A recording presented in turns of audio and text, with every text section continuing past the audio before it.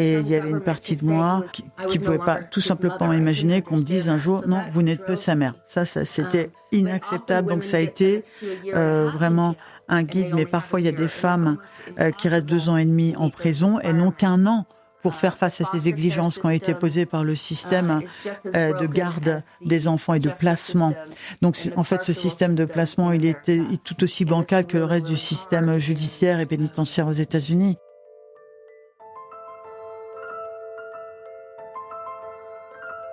Bienvenue dans Mère, le podcast du média Les Louves qui accompagne les femmes dans la maternité depuis 8 ans.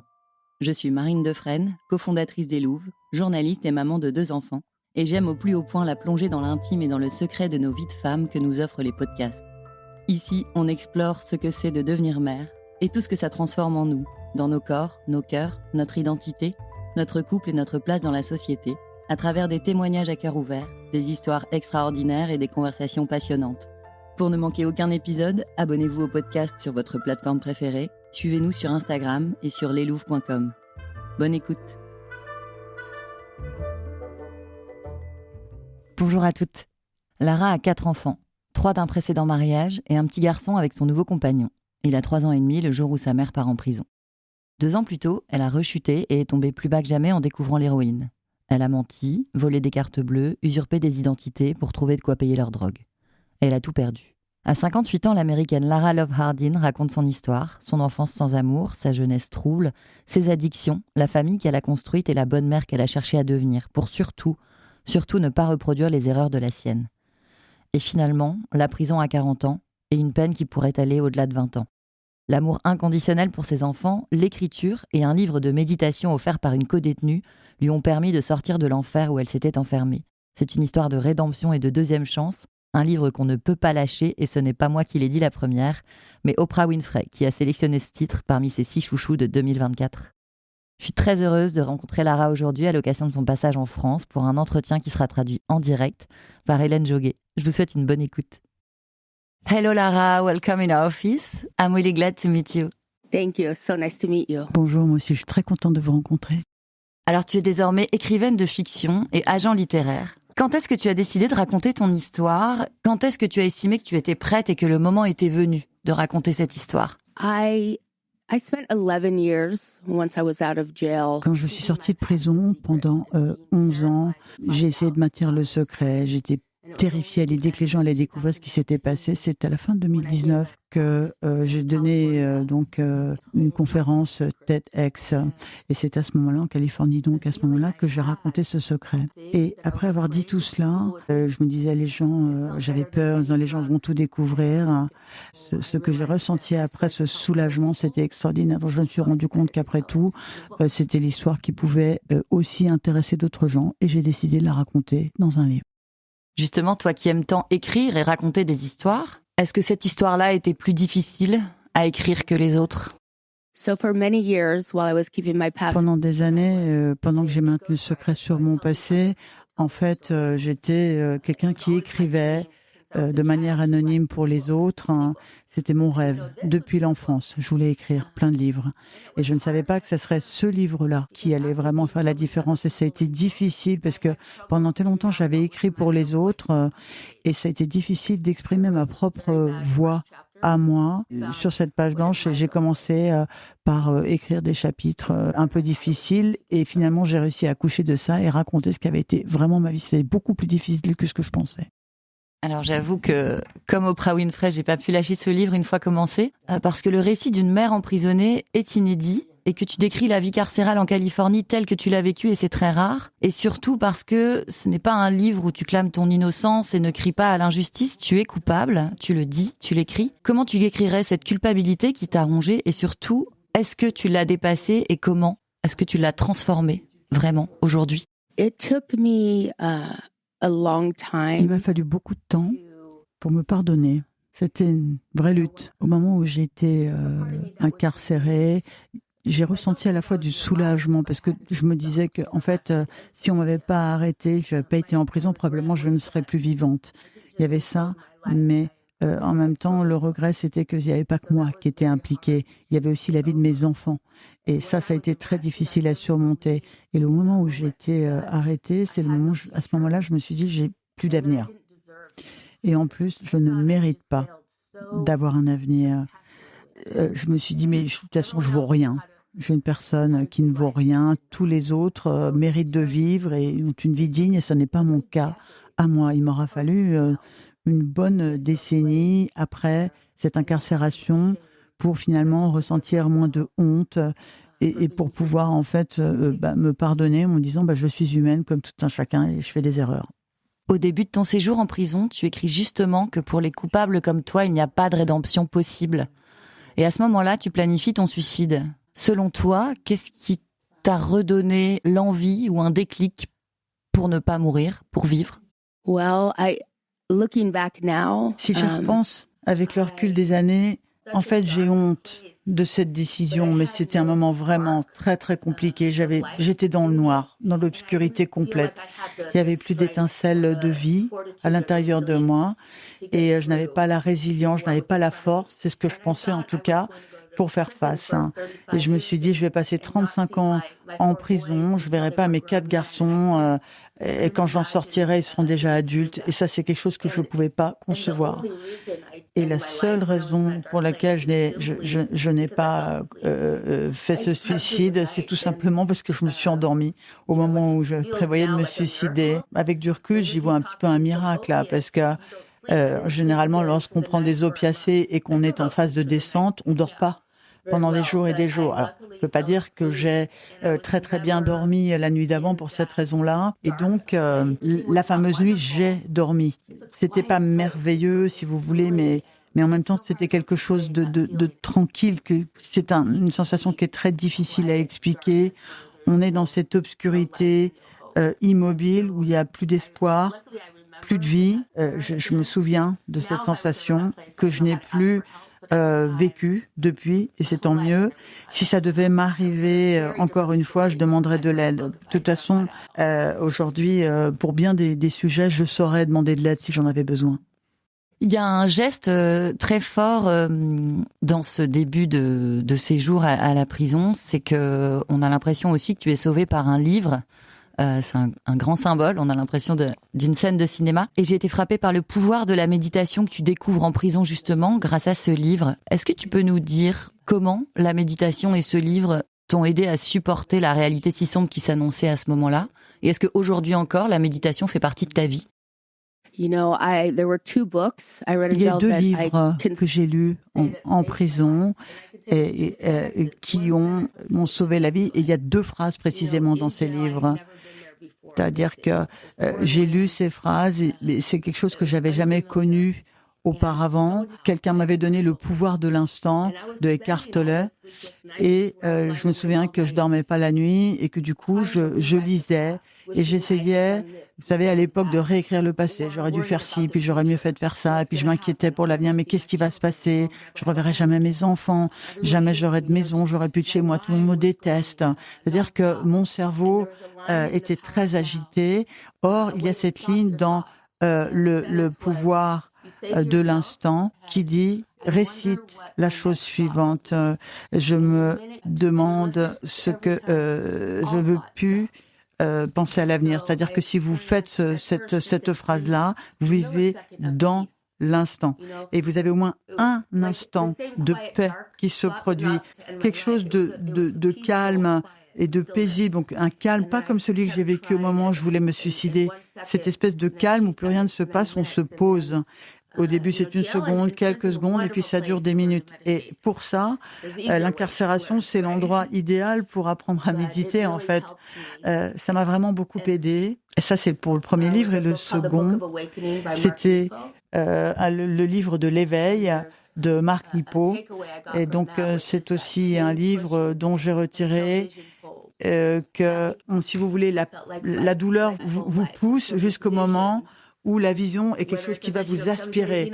Ça, c'est vraiment quelque chose qui m'a suivi, vous voyez. C'est quelque chose qui permet ce qu'on est en train de vivre, par exemple, aujourd'hui. Donc, ce sont ces 2 livres-là qui vraiment m'ont sauvé. Et cette technique de méditation, je continue de l'appliquer lorsque les choses se compliquent un petit peu.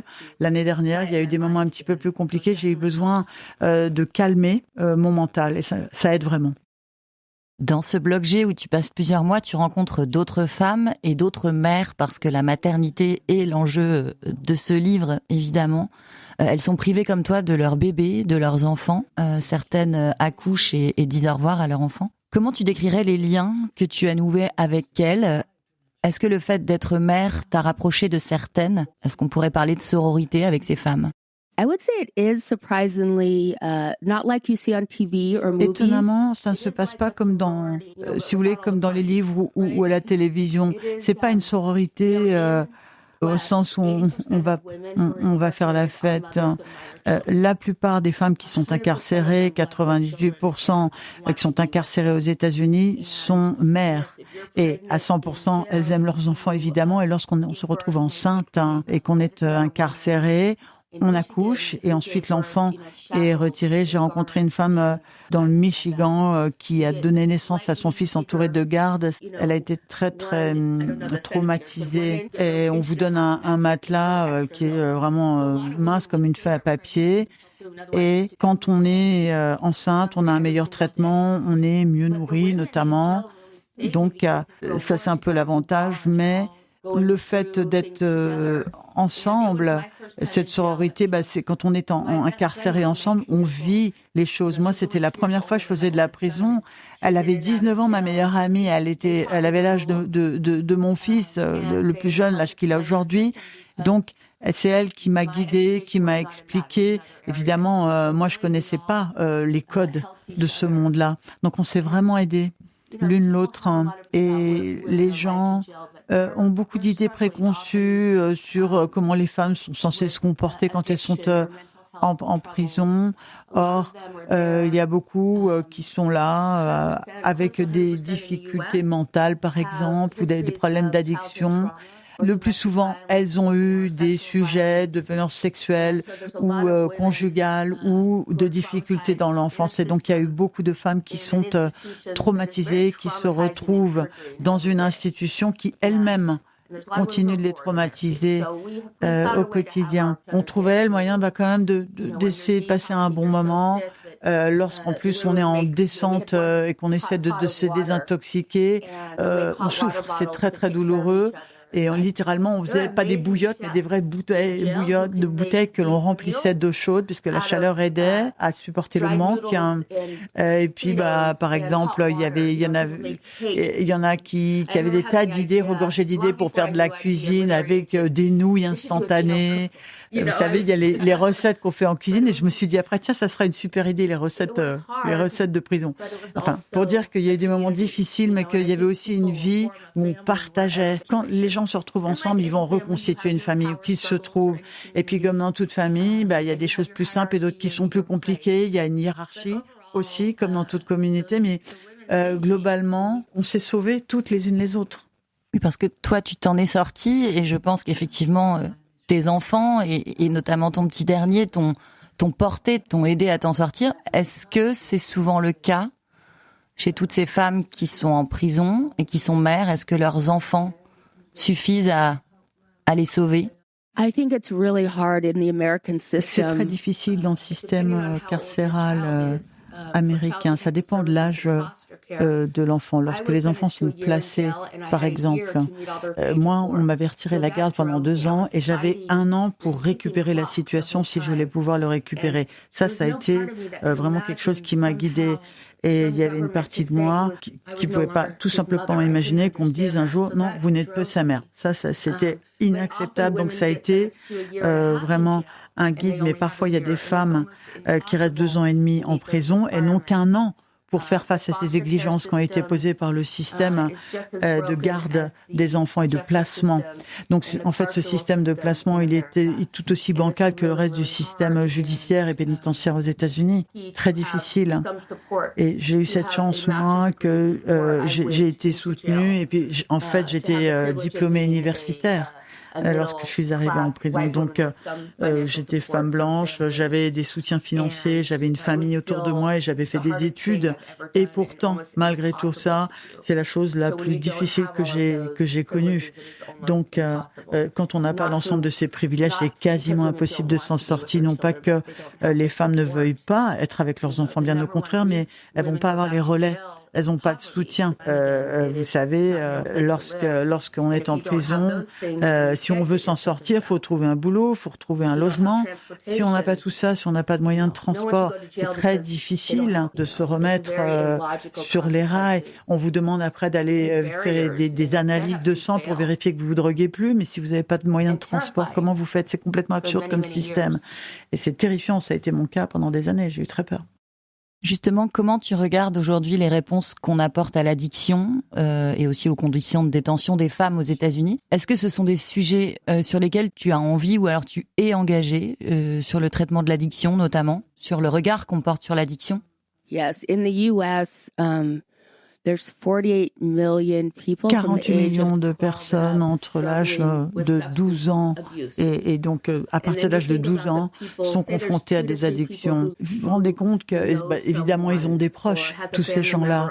Ça veut dire que la moitié de la population des États-Unis connaît ou est touchée directement par ce type de cas. Et pourtant, la honte se poursuit. J'ai participé à un festival dans une île très chic aux États-Unis. Je participais à ce festival et je parlais justement du fait qu'il y avait ce problème des addictions et la surcharge carcérale. Et les gens me disaient, mais en fait, nous aussi, il y a un problème de drogue ici, mais personne n'ose en parler. Et c'est des gens qui le disaient à voix basse et ils venaient me parler indépendamment les uns des autres, pas tous ensemble, pas en même temps. En fait, on ne peut pas guérir quoi que ce soit quand le silence fait rage. C'est pas possible, il faut parler. Et si on peut pas se séparer de ce sentiment de haine, de honte, je vois pas comment on va pouvoir régler les choses aux États-Unis. Je sais pas comment ça se passe en France, mais aux États-Unis, c'est compliqué. Lorsque j'ai été arrêtée moi-même il y a 16 ans, à l'époque, il y a eu beaucoup de problèmes avec le fentanyl. Je ne sais pas si c'est comme fentanyl, je ne sais pas si c'est le cas ici aussi, mais nous, vraiment, ça a été très très compliqué aux États-Unis. On est confronté actuellement à ce problème-là, celui du fentanyl. Donc, j'essaie moi-même de faire un récit, de donner un témoignage ouvert sur ce que c'est que l'addiction. On raconte, si vous voulez, la descente. Mon frère, ma sœur sont morts d'addiction, mais on n'a pas souvent le récit de gens qui s'en sont sortis et qui arrivent à surmonter. Donc ça, c'est ce que moi, je raconte. Est-ce que tu peux nous raconter le jour où tu as compris, où tu t'es rassurée et que tu as compris que tu allais t'en sortir?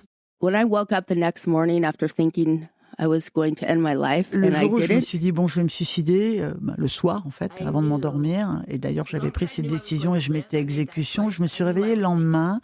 Et le lendemain, je me suis dit, non seulement je vais vivre, je me suis dit, ça va le faire, je vais m'en sortir. Je ne savais pas qu'il faudrait 11 ans, je ne savais pas comme ça serait difficile, et c'est tant mieux. Je ne savais pas que j'allais rencontrer tellement d'obstacles. Simplement, je me disais, si je purge ma peine et si je fais ce qu'on me demande de faire, tout va bien se passer. Parfois, je me disais, les gens me disent, mais alors elle vient d'où cette résilience ? Ma réponse est, je ne sais pas. Je ne sais pas si je pourrais le refaire et penser à l'instant présent et ne pas lâcher l'affaire. Mais à chaque fois que je sentais que j'étais en train de faiblir, je me disais, bon, allez, c'est quoi l'étape suivante ? Qu'est-ce que je dois faire maintenant ? Et aussi, j'ai décidé de penser différemment. Je me suis dit, ceux qui ont l'air d'être contre moi sont en fait avec moi. C'est ça qui m'a permis en fait d'avancer. Alors juste avant ta sortie de prison et dans les années qui suivent, les années qu'on peut peut-être appeler de reconstruction, il se passe quelque chose, il y a un processus en cours et on a l'impression que c'est l'écriture qui permet ça. Est-ce que tu peux nous parler du rôle de l'écriture dans ta reconstruction et dans la façon dont tu as repris ta vie, tu as repris le contrôle de ta vie? Les livres et l'écriture, c'est ce que j'ai toujours aimé depuis l'enfance. Et c'est là que j'étais bonne. Et lorsque j'étais mère de famille et que les enfants étaient petits, c'était pas vraiment évident. Et ça allait pas payer les factures non plus. Donc voilà, je sors de prison, j'ai pas d'argent, je cherche un emploi, je récupère le petit, ce petit appartement, j'essaie de reprendre un peu ma vie. Et je trouve un petit emploi dans une agence littéraire, 5 heures par semaine, assistante. Ça veut dire j'allais à nouveau lire des livres et en faire des comptes rendus. Donc, je commence à $20 de l'heure. Je me suis dit, c'est merveilleux, ça va me sauver. 5 heures par semaine. 12 ans plus tard, lorsque j'ai quitté cette entreprise, j'étais entre-temps PDG et CEO de ce même groupe. Et ça m'a permis de montrer que je valais quelque chose, que j'avais ma place à nouveau dans le monde. En fait, ce qu'il faut, c'est que quelqu'un croit en vous. En fait, on m'a donné ma chance de montrer qui j'étais. J'ai pu exprimer ma créativité. Et il a fallu que une personne croie en moi, en dépit de ce cahier judiciaire qui était le mien. Et je dirais que les gens qui ont tout perdu, qui pensent qu'ils ne valent plus rien, il y a toujours possibilité que quelqu'un croie en vous à nouveau. C'est tellement bénéfique de retrouver la confiance des autres. Et je voulais juste me sentir bien à nouveau. Et donc pendant 10 ans à peu près, il y avait 2 choses que je faisais en fait. C'est-à-dire que je maintenais le secret sur le passé. En même temps, je travaillais avec ces auteurs incroyables sur tous ces livres magnifiques. Et je savais qu'un jour, ces 2 tendances allaient se croiser. Donc j'étais en train de bâtir la bonne personne en moi. J'étayais ce dossier-là. Et je savais que le dossier le plus ancien allait ressortir. Tout le monde allait se croiser tôt ou tard, mais c'est le travail qui m'a permis cette conjonction. Et la reconstruction du lien et de ta famille avec tes enfants, combien de temps ça a pris? Qu'est-ce qui t'a aidé à avoir confiance dans la mère que tu pouvais devenir enfin? That's a great question. You know, my boys, I'm very biased, but they're amazing. Bon, évidemment, je ne suis pas très objective, hein, mais ils sont extraordinaires. Mes garçons, et je dois dire que ça leur a donné un fondement, ce que j'ai vécu, une espèce de fondation. En dépit, je leur avais donné des valeurs. Ils sont venus me voir quand j'étais en prison. Et toute cette année que j'ai passée sans les voir, ça a peut-être en fait amélioré la mère qui était en moi, parce que je suis devenue une mère peut-être plus réelle. Et j'ai pu dire à mon fils, bon allez, il faut que tu ailles à Stanford. Je me suis dit, sois heureux. C'était ça qui est devenu important. Toutes ces années, les enfants ont pu échanger avec moi, y compris quand ils étaient encore au collège, au lycée, puis à l'université. On pouvait aborder tous les sujets avec eux, y compris avec leurs camarades qu'ils amenaient à la maison, parce que j'avais vécu tout ça. Donc j'ai pu ce besoin de dire, je suis la mère parfaite. Ou en tout cas, je fais semblant de l'être. J'ai simplement, à ce moment-là, compris que j'avais appris certaines choses à la dure et que ça, c'est aussi ce qui avait nourri leur propre histoire et leur force personnelle. Et mon fils aîné, par exemple, m'a dit, c'est important de retrouver la confiance. Et ce que j'ai dit, c'est qu'à partir du moment où je sortais de prison, je serai là tous les jours, je serai présente, même si j'avais autre chose à faire, je venais tous les jours, je l'ai dit, je serai toujours là.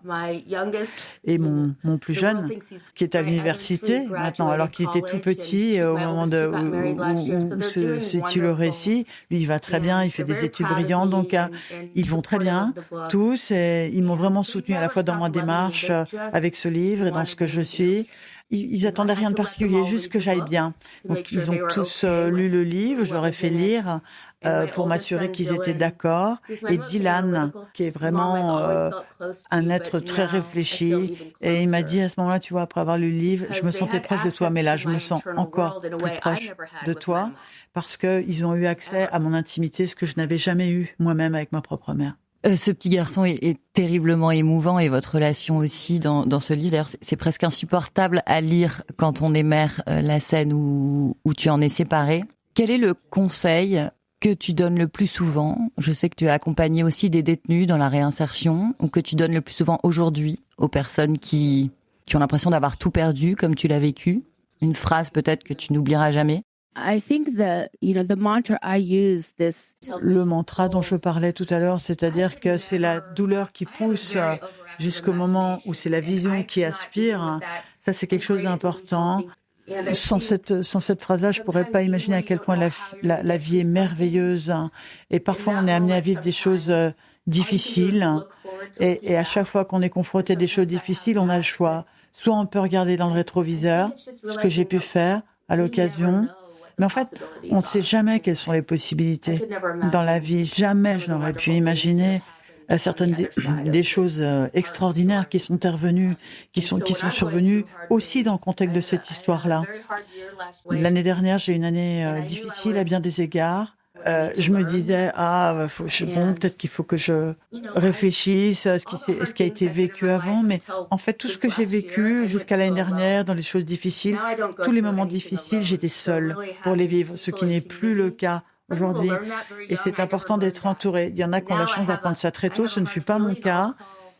Là, si je me sens pas bien aujourd'hui, je vais appeler 25 personnes. Je ne garde pas le secret sur les choses.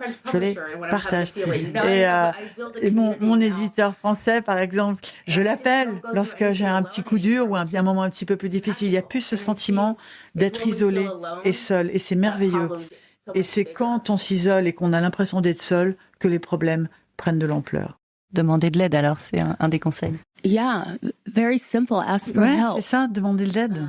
Moi, ce que je craignais, c'est que si je disais aux gens, mais je ne suis pas parfaite et je galère, je fais n'importe quoi, déjà, les gens vont me rejeter.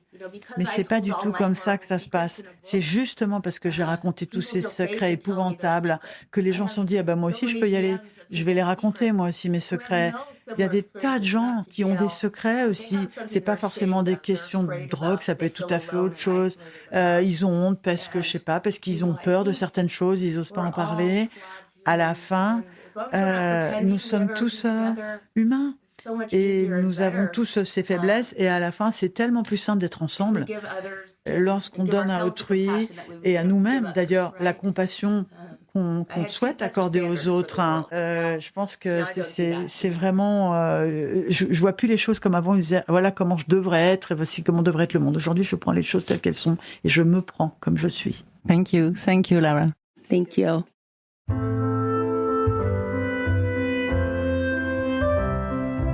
C'était un nouvel épisode de Mère, le podcast du média Les Louves. J'espère qu'il vous a touché ou inspiré. Si vous aimez notre podcast, soutenez-le sur votre plateforme d'écoute avec quelques étoiles et un commentaire qui nous aideront à produire encore plus d'épisodes.